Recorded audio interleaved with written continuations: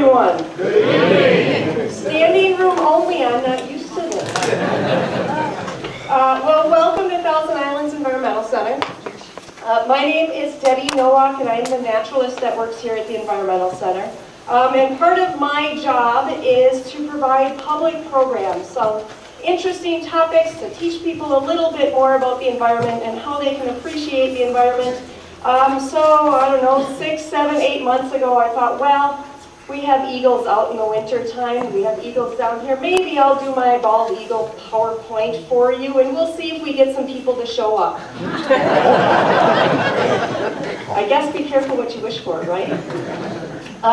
So once again, tonight is just going to be kind of an informal presentation. Tell you a little bit about the bald eagle as a species, learn a little bit about its life cycle, learn some of the history, and then also end the presentation with some specific information. Oh, we're a little bumped, there we go. With some specific information about the Fox Valley Eagles and what we've been seeing going on here this winter. It's been kind of a fantastic winter as far as eagles go.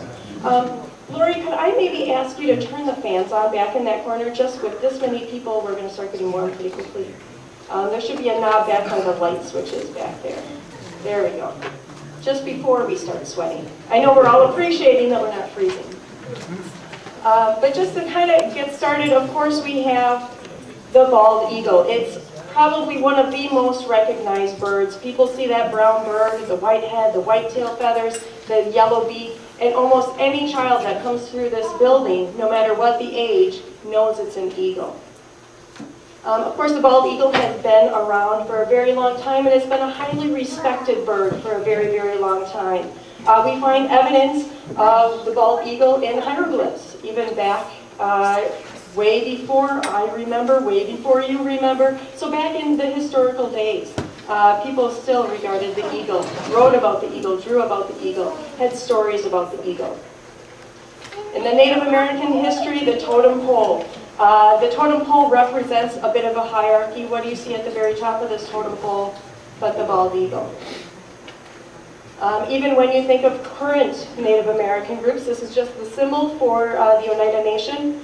Of course, Native Americans have always been very connected to nature, very connected to the environment. So in their symbol, we have the turtle, we have the bear, we have the wolf. But if you look at what's encompassing all of that, is the eagle. The bald eagle is always very, very respected, very highly regarded with the Native American groups. It's even said that as they were going out to do prayer ceremonies, anytime they were making their prayers or wishes known, if they would see a bald eagle soaring above them during that ceremony or ritual, it was a sign that their gods were answering their prayers, and they heard them and they would do their best to answer the prayers. Native American warriors often had eagle feathers in their headdresses, but it was not something that they could just collect. They found a feather on the ground, they could not just keep it. Same as we can't do that even today. It was something that had to be earned. So a warrior, through a brave act, some big feat that they were able to accomplish protecting their people, were awarded a bald eagle feather. Of course, we still see it everywhere today. We have roads named after eagles, sports teams named after eagles. And we even have the national symbol, has the bald eagle in it. Just a quick bit of trivia. Does anybody know there's a very important person in our history that disagreed with having the bald eagle as the nation symbol? Benjamin Franklin. And here is, throughout the past year and a half that I've been doing this program, I've learned even more about Benjamin Franklin and his disagreement with the eagle. Does anybody know what he thought would be a better symbol? The turkey is what everybody believes. But I've actually learned through some research that that was not his feeling at all. Not to get a little off subject, but I find it fascinating. It was kind of misunderstood. He had written a letter, I believe it was to his daughter, about how the bald eagle was becoming the national symbol. And at that time, they had sketched out, it was just a hand drawing of the bald eagle in a draft of this symbol. And he thought that thing looked more like a turkey. And he just kind of joked, yeah, turkey, that suits us real well. Actually, what Benjamin Franklin thought would be a fine symbol for the United States is a rattlesnake. Oddly enough, but as you read it and look into this letter that he had written, he actually had a couple of good points. He felt the rattlesnake was not found anywhere else in the world but our little United States area. Other things, he felt it was a good symbol because the rattlesnake never initiates the attack, only attacks to defend itself. And once it does attack, it never gives up. So he thought that was a great symbol for us as well. Another thing he noted, one of the rattlesnakes he was looking at had 13 rattles at the end of its tail. And that rattlesnakes can grow more rattles as they get older. So he thought, well, what better suited than the United States with our 13 united colonies with the potential to grow and become more. So just a little bit of trivia for you, that Benjamin Franklin always, did prefer the rattlesnake over the bald eagle, but I don't believe it was ever something that was announced, that he made an actual ploy to get the rattlesnake in our symbol. I kind of like the bald eagle myself anyway. So as we go through the presentation, we'll just cover a little bit of the bald eagle timeline. So as we start back at the beginning of the presentation here, 1782. 1782, there were 100,000 nesting pairs of bald eagles in the United States. So we had a very good population, a healthy population of bald eagles. As you look at the map here, the bald eagle is actually only found in North America. In this graph here, the darker color up above, that's the summer breeding ground for the bald eagle. The blue down here would be the winter or the non-breeding ground. And then there's a little bit of purple along the coast here and over on the western side. That's year-round habitat. Now, I was hoping to see every single hand in the air and going, Debbie, you're wrong. This map is wrong because right now it's winter, so they tell us. And we have eagles everywhere. I would definitely say that this map is a little inaccurate. We definitely should be in the purple range. So the map is just a little bit aged. We are finding that the bald eagle, especially with its expanded population, has a very large wintering range here in the Fox Valley as well. So once again, a very recognizable bird soaring through the sky. Everybody here would know that as a bald eagle. But quiz time number 2. What is this bird flying by it? I heard a turkey vulture, I heard an eagle, an immature eagle. The correct answer is, it is an immature bald eagle, or a juvenile bald eagle. That's one of the biggest misconceptions that we get when we're down here taking groups through and they're looking and they go, oh, look at that really cool hawk. Oh, it's kind of big. Is it a vulture? Is it an osprey? But no, that is actually a juvenile bald eagle. They do look quite a bit different from the mature bald eagle. They're not considered mature until they're about 4 to 5 years old. And it's not until that point that they get that white head and white tail feathers. It's funny, as you look at the bald eagles around here, you even see, we call them kind of the dirty eagles. They're the ones that are nearing maturity, that they're starting to get the white feathers, but it's still speckled with brown feathers in there, or they look like they rolled around in the mud. So those are those eagles that are just kind of getting up to be that mature stage. Another common answer I hear to this is people think it might be a golden eagle. You've all heard of golden eagles, correct? Golden eagles are often confused with juvenile bald eagles, vice versa. We actually don't have too many golden eagles in the area here. Through the midwinter survey, the eagle survey that they do in the Fox Valley, there have been 2 golden eagle sightings in the past 2 to 3 years. So they're certainly not very prevalent in the area. In case you do see something and you want to try to decide if it's a golden eagle or a bald eagle, I'll teach you 2 different ways to tell the difference.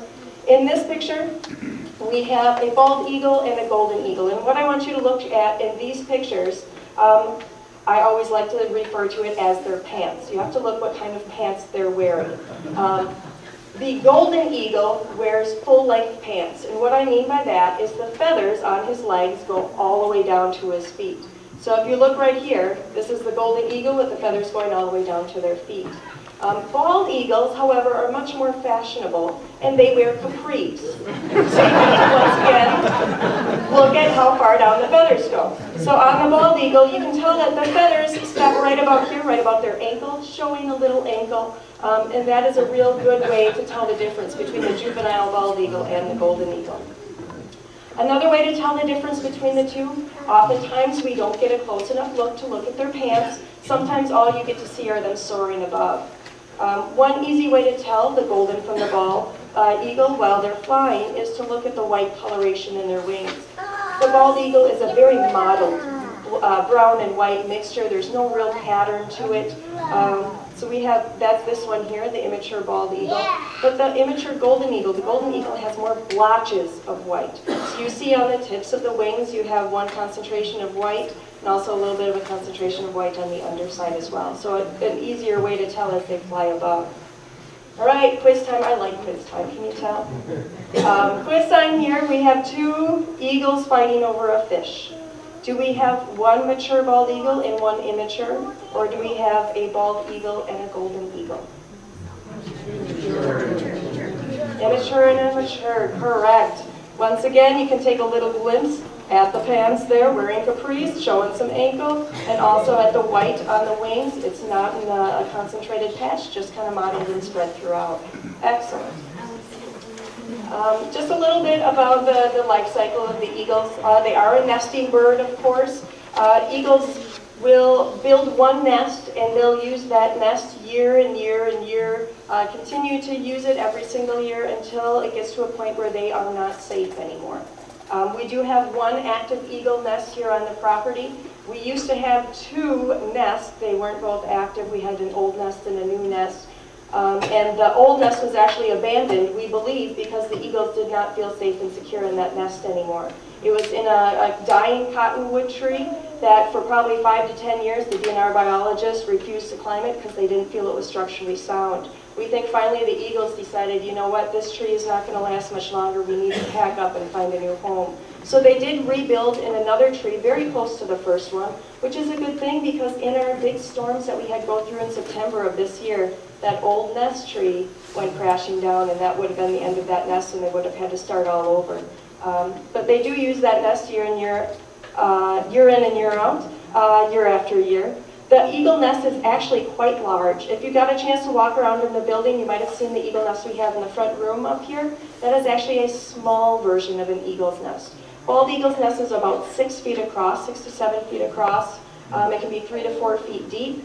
Actually can weigh up to a ton with all of the sticks that have been put together. So you can understand why they need a nice, sturdy, solid tree in order to build.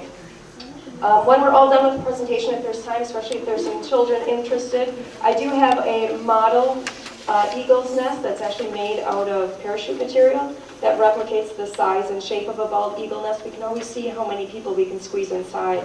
Even just saying 6 feet sounds like a lot, but you can't really imagine it until you see 30 third graders squished inside an eagle nest. So it's quite impressive. Eagles are very, very good fishermen. Fish are their absolute favorite source of food. Of course, they will go for smaller prey like rabbits. They are scavengers as well. If they find dead meat along the river, along the roadside, they will eat on any carrion as well. It's their great love of fish, though, that brings them here to the Fox Valley, especially in the winter time, when many other lakes and rivers have frozen over throughout the state and Michigan and Canada. They are in search of open water to find their favorite fish, which brings the eagles down into this area in large, large numbers. Eagles have great, great eyesight. Of course, that's one of the things that many people think of. You have eagle eyes, right? You have really good eyesight. They like to actually build their nests way up into the tippy top of the tallest trees. That gives them a little bit of extra protection from predators, but B, it gives them a great view, and not just because they want to see the scenery, but they can actually keep an eye on the food down below. It said, perfectly clear conditions, an eagle could spot prey down on the ground from a mile up. This is actually a view from one of our previous eagle nests that was out on the river. Okay, the eagle call. I love this one. If anybody has watched all the movies, anytime an eagle flies through, you hear that weird sound. That's actually a hawk sound, not an eagle sound. An eagle actually sounds quite a bit different. I'll play the sound for you, but my warning for those of you sitting by the speakers, it might be a little loud in your ear.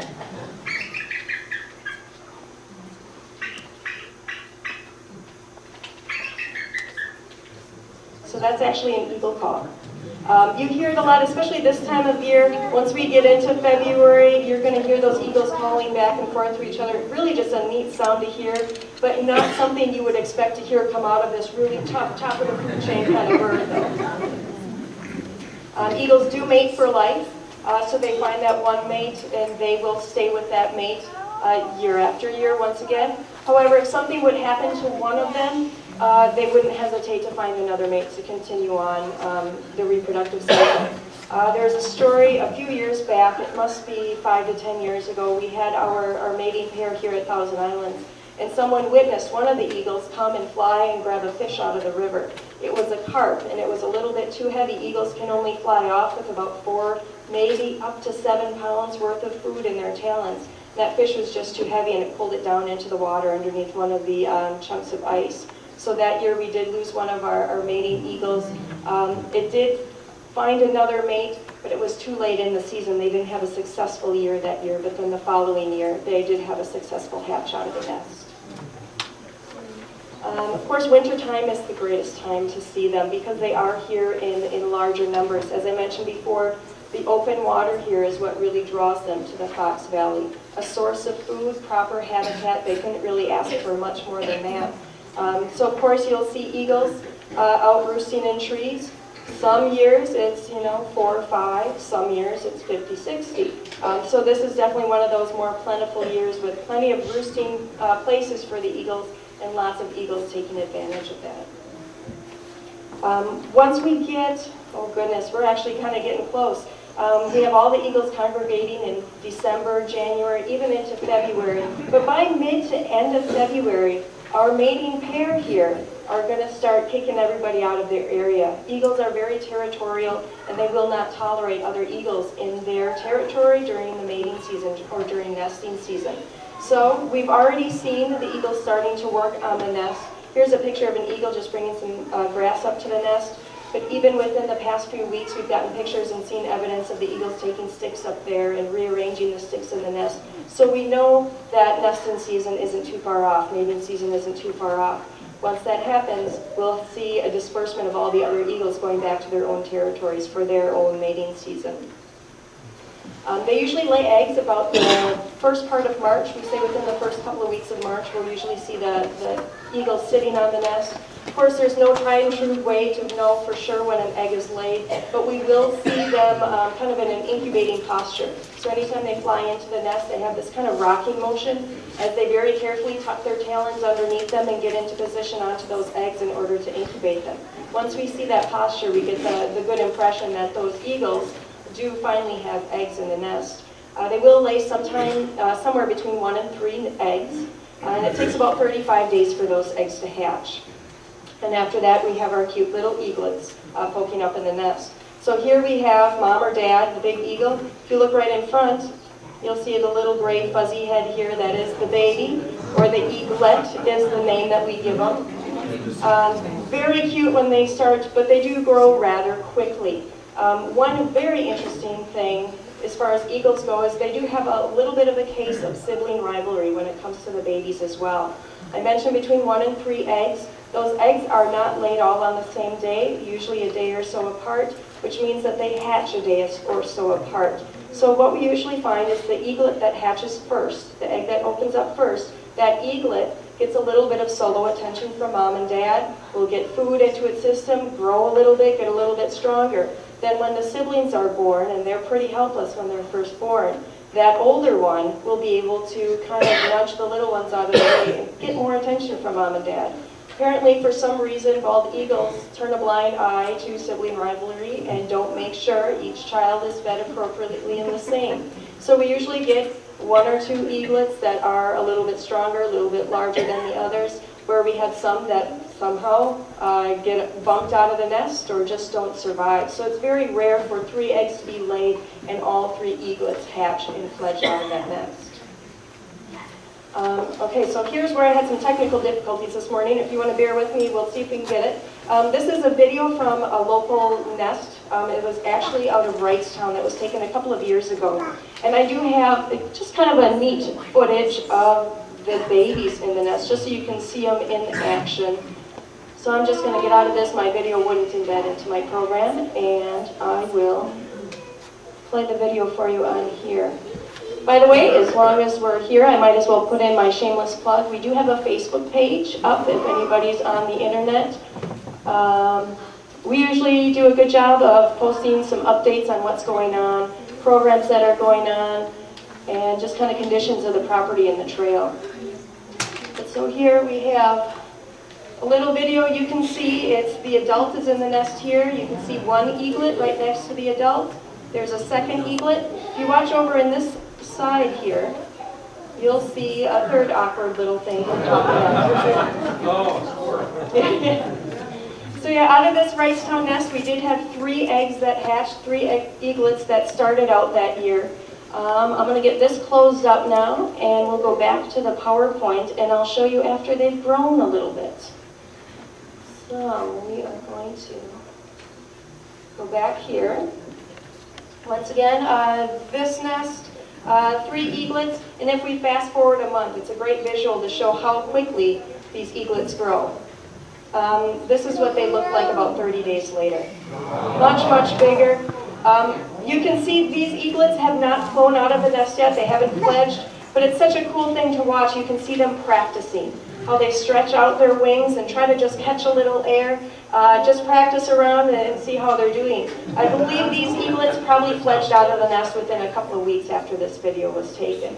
But it was just such a great glimpse, and I actually got these videos from just some visitors that come through that are very, very interested in the eagles, and they take video through a spotting scope, and they bring in their video and their pictures for me. So it's a great way to keep an eye on the eagles in the area.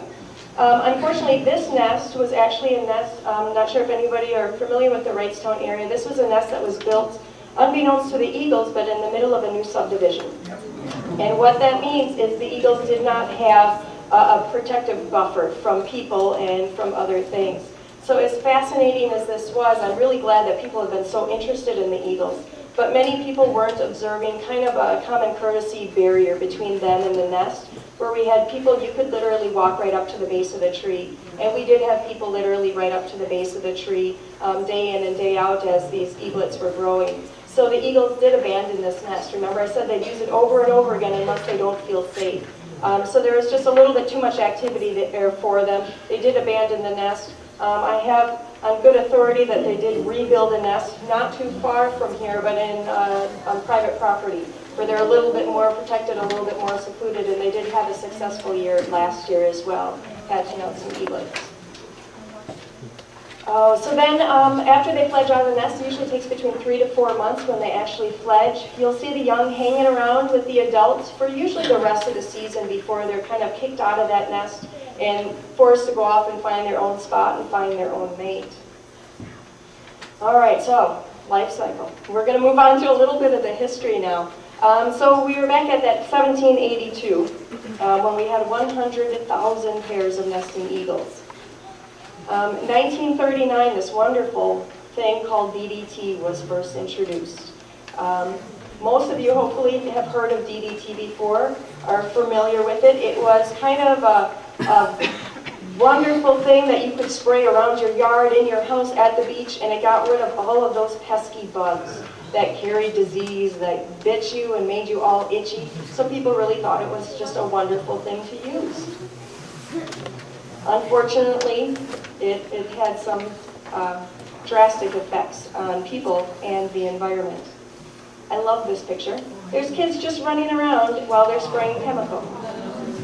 And once again, you look at this and you go, oh my goodness, how could they do that? But they didn't know. It's a case of you learn from your mistakes, is what we see right here.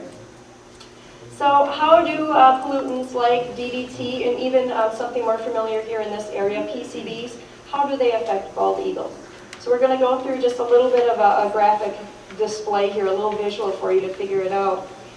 Here we have a piece of green algae, teeny tiny microscopic piece of green algae, and that green algae is living in water. Let's say it's living in the Fox River, and the Fox River has been contaminated with some DDT.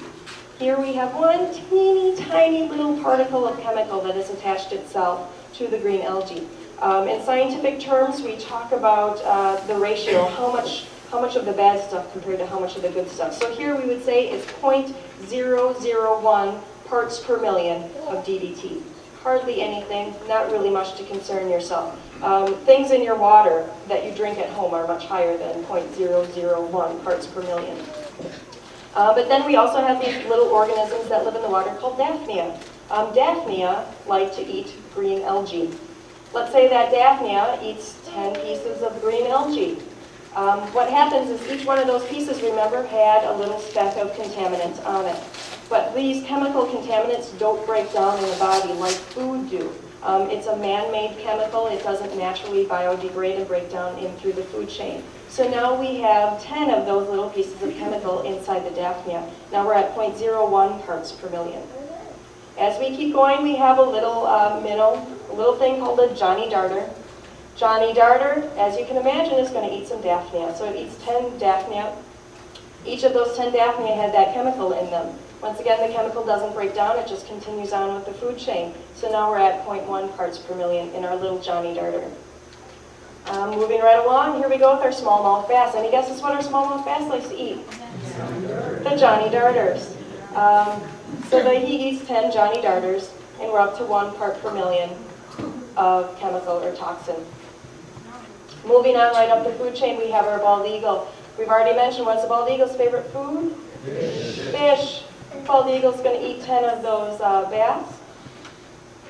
And it has a whole lot of the contaminants because each one of those fish had all the contaminants from all of the animals it ate before and before that. So that is something that we call bioaccumulation. So as something moves up the food chain, all of the parts of the animal that are used for food and energy are all added into their life cycle, into their energy cycle, but the contaminants remain. So it builds up, which means the things at the bottom of the food chain aren't affected all that much because it's not in very high concentrations. But as it works its way up to the food chain is where it has its most drastic effects. Anybody notice what else is at the top of that food chain with the bald eagle?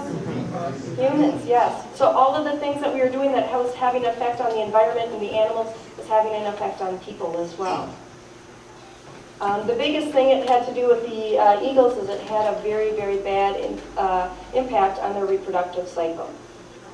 Their eggs, a lot of times they had delayed egg laying, delayed mating seasons. When they were able to lay eggs, oftentimes the shells were so brittle that they would break anytime one of the eagles sat on it to incubate. So they weren't able to reproduce. When you aren't able to reproduce, populations drop. So 39 was when DDT was developed. 1940 is when we first created the Bald Eagle Protection Act.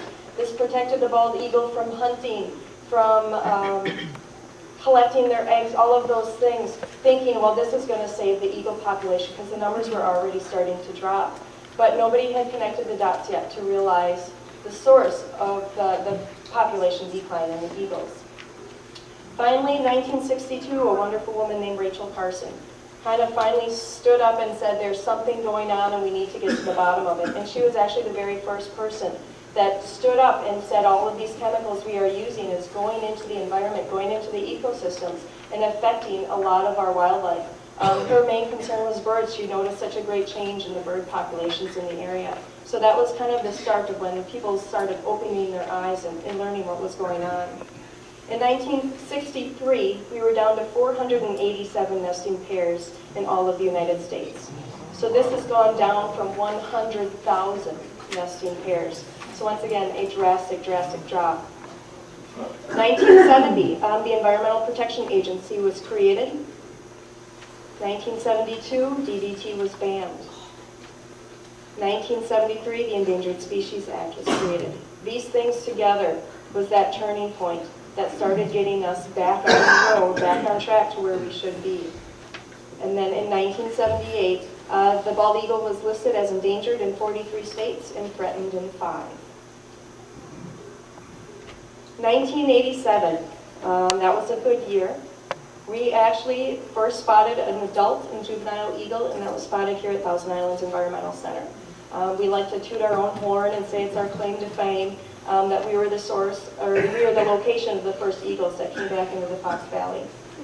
Then in 1988, the first eagle nest was built on the property as well.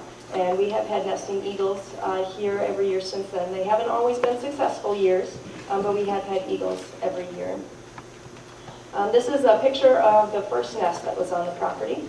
You can see the eagle up in there. As soon as word spread that we had eagles here and that they had built a nest, the DNR got very excited and very involved. Each year they would send a biologist to climb the tree and study the eaglets. I don't think that's a job I would like, but sure, it looks fun. So the biologist climbs up the tree, and they basically climb up with a sack. And they have to stuff as many babies or as many eaglets that are in that nest into these sacks and lower them down. The adult eagles will fly off. They will be very mad, and they'll circle the nest screeching at you to get away from their babies, but they don't attack. So they put these eaglets into the nest, lower them down where they can do some studies on them. Here's a picture of them being lowered down. So they weigh them. They do some blood samples. They take some feather samples. They put a band on them so they can keep track of where they travel. And they also study what's in the nest. That's including fish guts and fish heads and rabbit entrails and all these wonderful things that seem absolutely disgusting. But it gives a great insight as to what the eagles are eating. So it's very useful for them. And what they're doing, especially even with the blood samples, is they're trying to test for toxin levels. How much PCB is in their system? How much DDT is in their system? What are their weights? Are they underweight, overweight? Any of these things in order to start getting some information on them. If there are any unhatched eggs, they will collect those eggs. Sometimes they're able to study or do tests on the eggs depending on funding to see if there's an overabundance of a certain toxin in the egg, which would explain why it didn't hatch. So they'll study those unhatched eggs as well. If they're lucky enough to be able to net one of the adults, they will put a radio collar on the adult, once again, to be able to track, see where it goes. We've had a couple of great volunteers who, as the eagles first started coming back into the area, they did a fantastic job of taking notes and writing down what eagles were seen, when they started incubating, how many eggs were hatched, what their weights were, what the sex was of the babies. And they have compiled a great history of the bald eagles here in Kaukauna. Unfortunately, my bedtime comes before I can actually get through the whole history here. But just to let everybody know, if you have access to the internet, we do have the entire history listed on our website. There's a link on there that you can kind of read through. It's fascinating stuff to see how many years were triplets and how many years it was just one. Really some exciting information to see the start of their comeback.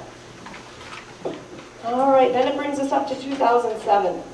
2007, they are actually removed from the endangered species list. So that was a very big momentous occasion. Bald eagles are still protected. There is still the Bald Eagle Protection Act, and there's still the Migratory Bird Species Act. So they are still a protected species. You cannot hunt, you cannot collect materials from the eagles at all.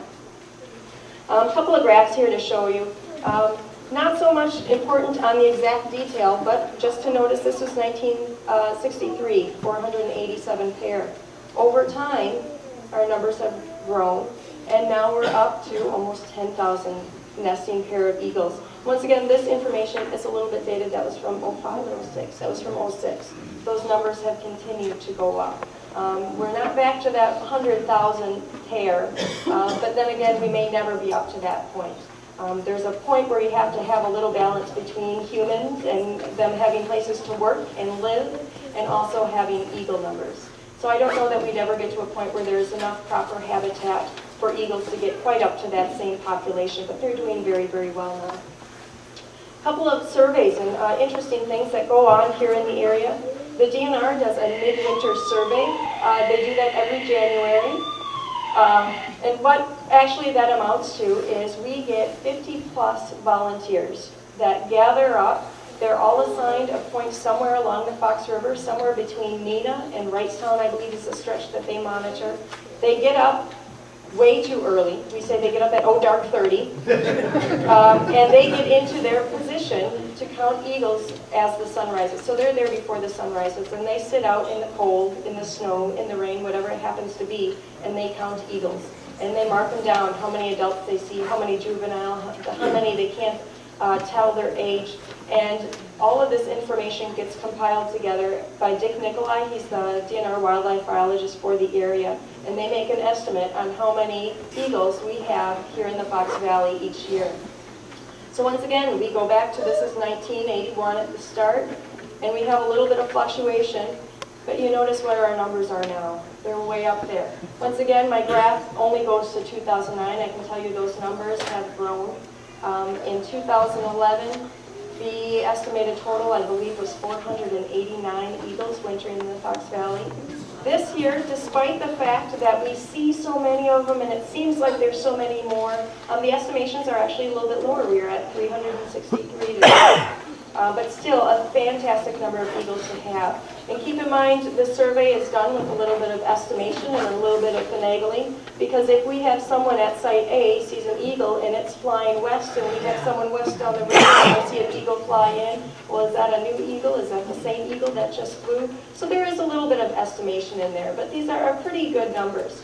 I believe in the past couple, they actually do it for a multi-month stretch in the wintertime. And by the way, do we have any monitors here tonight? A couple of them. Excellent. Thank you.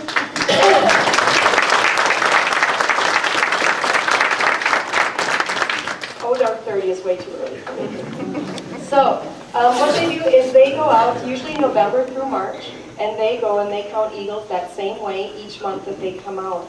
And what it does is it just shows us the fluctuation of eagles. Remember, I said they all come in the wintertime once things start to freeze over. So if we look, let's just, for the sake of start at November here, and we see our eagle numbers are pretty low. Here at Thousand Islands, typically all we're going to have is our nesting pair and whatever offspring they had that year is hanging around with them.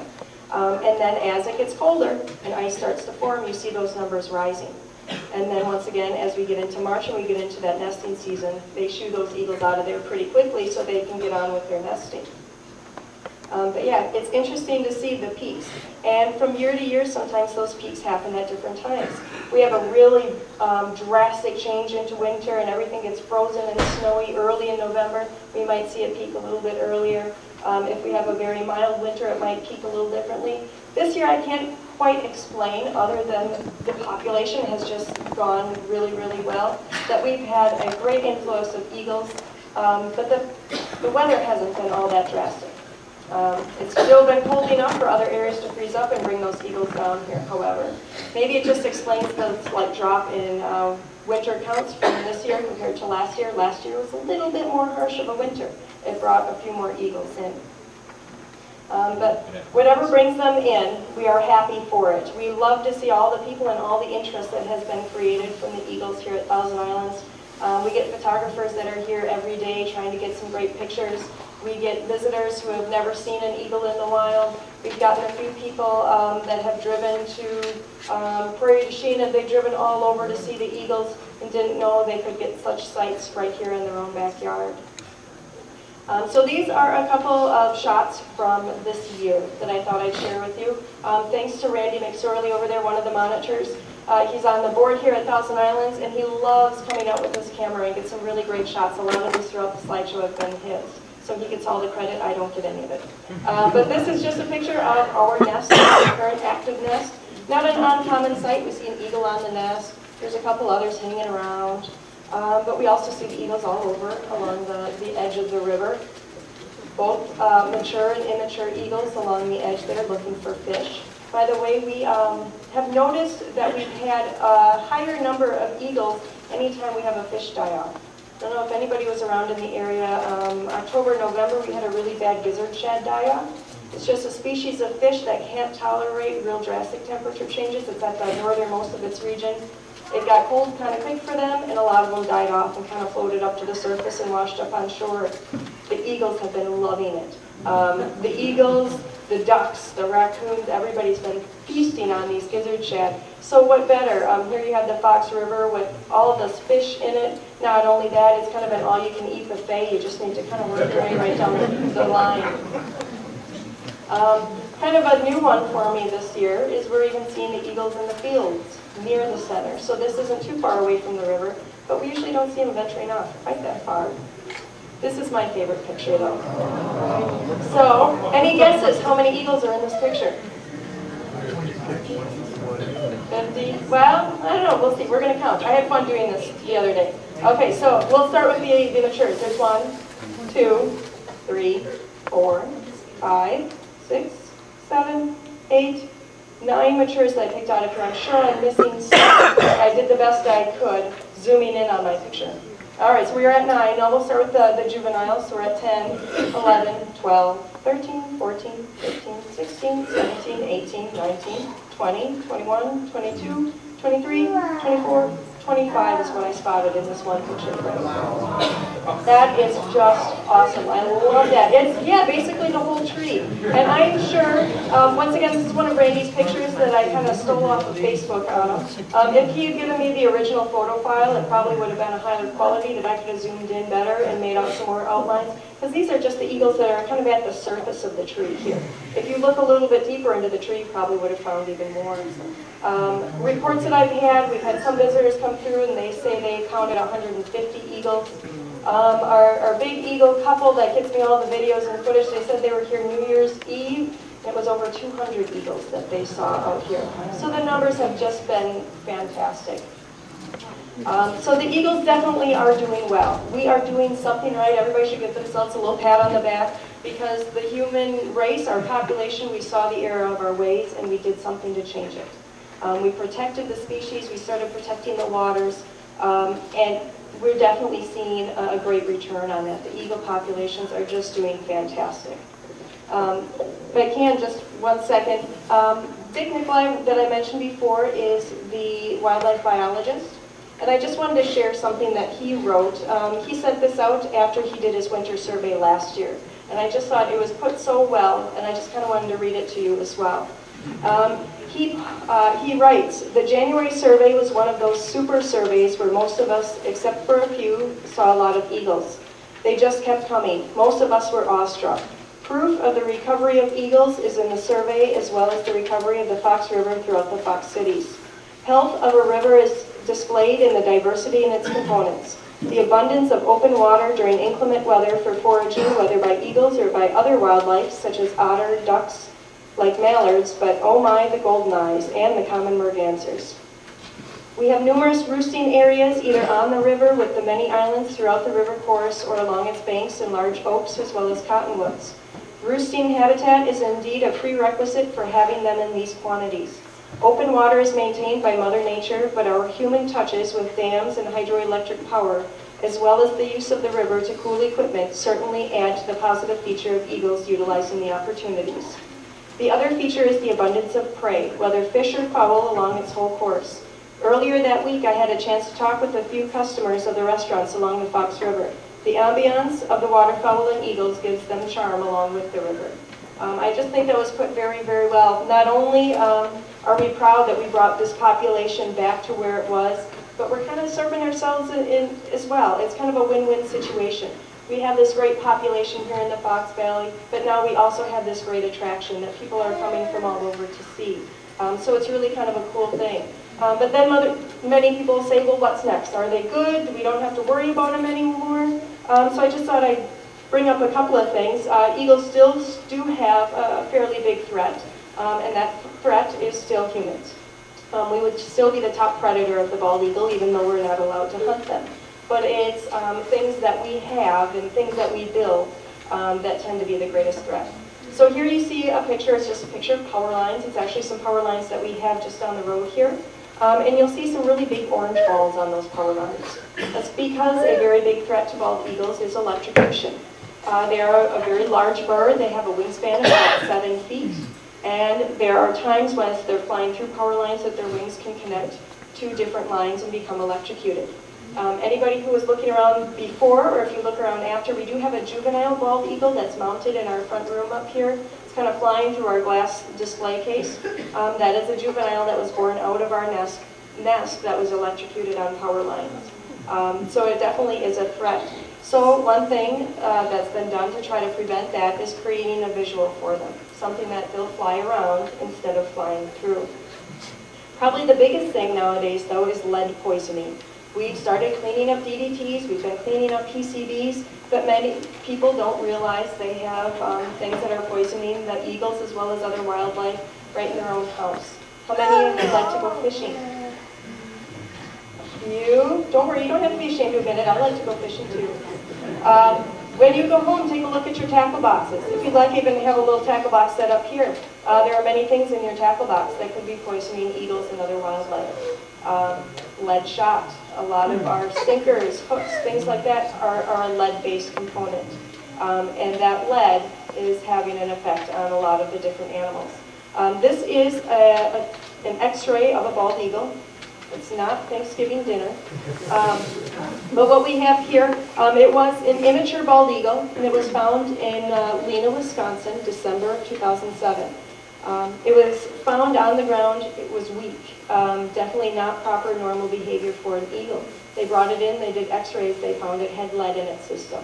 And that bird ended up dying. It had too much of the lead contaminant in order to survive. So this happens with ducks, it happens with loons, it happens to all of the animals that are living in and around the water. It's having quite an effect on them. So now there's a big push to try to get the lead out. You look through your tackle box, you find lead shot. There's now steel shot that you can get to replace the lead. A lot of different options that you can clean things out, especially when you're fishing with children. Not that my children would ever do such a thing, but they tend to catch trees instead of fish. And then you have to end up, the line breaks, and now all of your tackle is left either in the tree, which falls into the water eventually, or in the water, which does create a hazard for the wildlife. So make sure you're making smart and happy wildlife choices when you're out there shopping for your tackle. But I couldn't end on that. I had to end on a high note. So what I just wanted to show you, we talked about how the biologists would climb the tree and do all the sampling. Well, also remember I said they stopped climbing the tree because they didn't trust the tree that they were climbing. So they had stopped sampling the eagles for quite some time. Then the DNR didn't have funding to go towards the bald eagles because the eagle populations were doing better. So it had been quite a few years before anybody ever climbed to monitor our eaglets in the nest. But this past summer, yay, we had someone come out to study the eaglets one more time. So we came out, and once again, their tree climber climbed up the tree, grabbed the eaglet. We had one female in the nest that year, and she was very large. It was very comical because I was standing on the ground and he was in the tree, trying to watch him wrestle this almost full-size bald eagle into this little nylon sack. It took quite a while. Eventually he was successful, lowered it down to the ground where they did their blood test. So this is the female that was born out of our nest here just this past year. We're waiting for the blood samples back. The really cool thing is they're taking the blood samples from this eagle, and they will be able to compare it to the blood samples taken from the eagles back when they first started climbing the nest. So it'll be a great chance to compare things. And look, we're expecting that those toxin levels will have dropped quite a bit. We're hoping it'll be a sign of a healthier eagle, just kind of reaffirming that what we've been doing is right and that we are cleaning things up for them as well. So, I don't even know how I'm doing here. Oh, I'm not doing too bad. In a nutshell, a whole lot about eagles and a little bit of information on our actual history here. Once again, I mentioned kind of our totals. This winter, we're estimating about 363 wintering eagles in the Fox Valley. Of course, that just is from Neenah to Wrightstown. So there's a whole lot of other habitat that they can be hanging out in as well, but that's the highest concentrated spot. What's from Wrightstown up to Green Bay, we're not quite sure. That's someone else's job to get up at Odark 30 and count up there. But we got a good glimpse of what's going on right here in the Fox Valley. So at that, I'd invite questions or stories of your sightings that you've had. I'll tell you my story, or my sighting for the day today. I was out there with third graders, a class of third graders, and we saw 20 eagles right out by the overlook. And to see the faces on these kids when they come out, that, you know, they know what bald eagles are, they've seen them in pictures, but to be able to look at them through binoculars or through the spotting scope and see them in such numbers is really a great experience that not everybody gets a chance to have that experience. So I thought that was really pretty cool. Any questions from anybody? Yes? What month was that last picture with the leaves or where the man brought the big eagle down? That was end of June, beginning of July, just the first part of July, I believe. Because I think that eaglet fled just after the 4th of July. You mentioned DDT and PCB also. I'm wondering if the PCBs in the river are a problem. They definitely have been historically. Same thing with the DDTs. Bottom feeding organisms would be contaminated with the PCBs and it would go up the food chain similar to the DDT. How it will compare now that there's been dredging and cleaning up, we're waiting to see when those blood tests come back. Yep, can I throw in a bit on that? Yeah. Dick Nicolai told us that in the last test before this one, blood sampling, our eagles had the highest level of PCBs in the world. It was ever tested. So it's pretty obvious that we're getting better. I'm really anxious to hear what that. Yeah, and they had told us we'd have the results early winter, so I think it was before Christmas I contacted them, and we were next in line for our eagles to be tested, or the samples to be tested. So I'm hoping to hear soon. Are there many research centers that are rehabbing eagles that are injured or in that situation? Is it difficult to get a license, or what's the process about that? It is very difficult. Wildlife rehabilitation in and of itself is kind of a tough field to get into because there is a lot of regulation and a lot of licensing to keep. When you're talking bald eagles, it makes it even more difficult. We did have a local rehabilitator who worked out of New London. Her name was Randy Siegel, worked with Wind River Wildlife Rehab. She did have her own eagle, Aurora, that actually came from Thousand Islands as well, I believe, that she used as an education bird because it couldn't be released. But she has moved out. She's kind of retired. Aurora's been moved to another facility now out of MENA, Aves Wildlife Alliance, that they're taking care of her, and they would be the ones that would be able to do any wildlife rehab with additional eagles. But yeah, it's a really hard thing to do. So that is the only rehabber that I know of that currently is working with eagles. And then there is one vet center in the Appleton area that would be Animal Medical Center that serves as the wildlife emergency vet as well, that they can take some of the animals in and do a little triage with them. Anything else? Look at that, I answered all their questions, Randy. Oh, yep. Do you ever feed them anything? Do you bait or leave them anything? Or would that be wrong? Usually not. During the harsher winters and the thinner times of the eagles, historically if a roadkill would be found, a roadkill deer, sometimes we drag it down by the river so that they could kind of pick at that. But we typically have a stance where we don't outright feed the wildlife just because that forms a dependence on that food source. If you're talking the eagles, they're not going to be working for their food quite as well. Even when you talk about the geese and the ducks around here, all of a sudden we get ducks taking sandwiches out of kids because that's their food source is from people. So we usually try to keep, you laugh, but it's happened. So that's why we try to not feed any of the wildlife unless there is an intervention that is needed. How did this center get started and how long ago? Oh, now you're really going to quiz me. I'm still on Christmas mode. The center started back in 1976. And it started, the land was just set aside as conservancy just to protect that natural area so that we didn't have all the development along the river. Shortly after that, the building was dedicated. And it started off as a small park shelter that was moved on site. And it's actually what currently stores our snowshoes off the side of our first room up there. And it has been through the generosity of visitors, and the city and the county has been built on to years, time again. And then also our great collection that you see around here has been donated over a long time from different individuals who don't want their mounts anymore and they want to see it enjoyed by other people, so it's donated down here.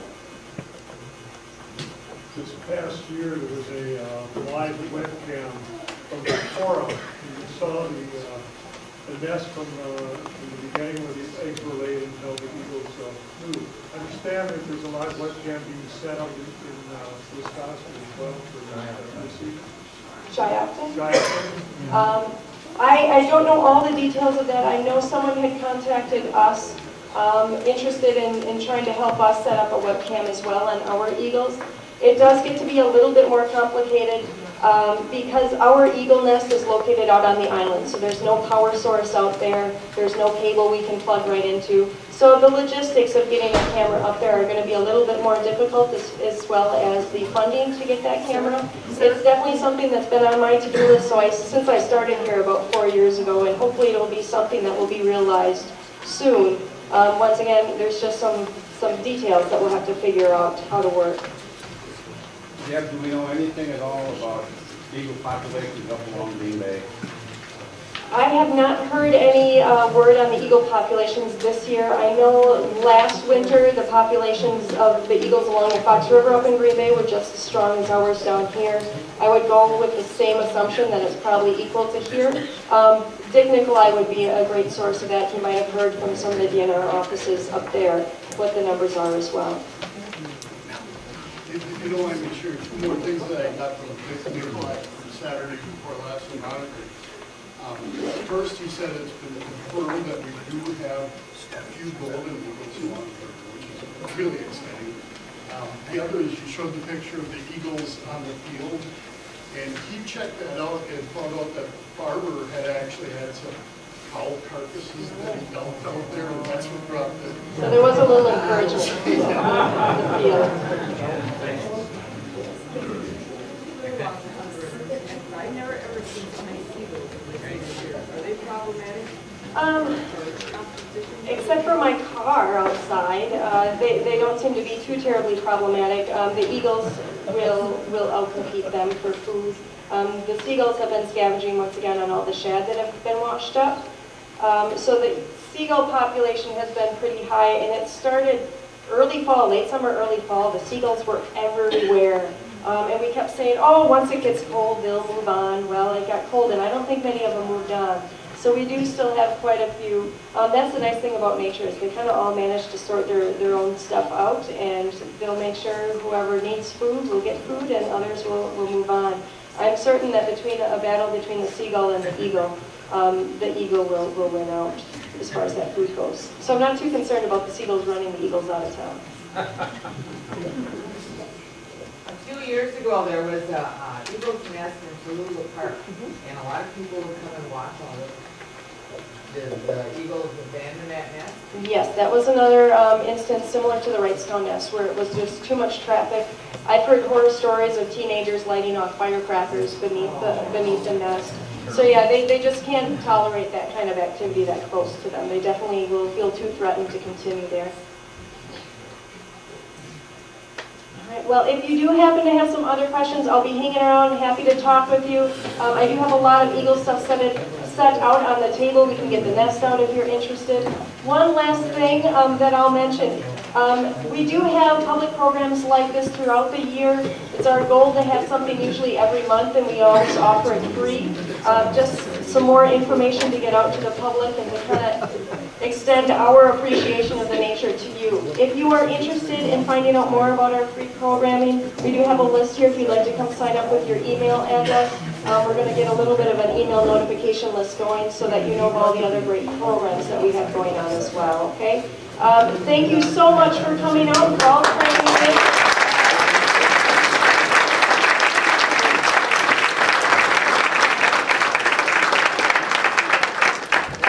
Make sure if you haven't yet that you get out on the trails at some point to see the eagles. The property is open till 11 o'clock every day, so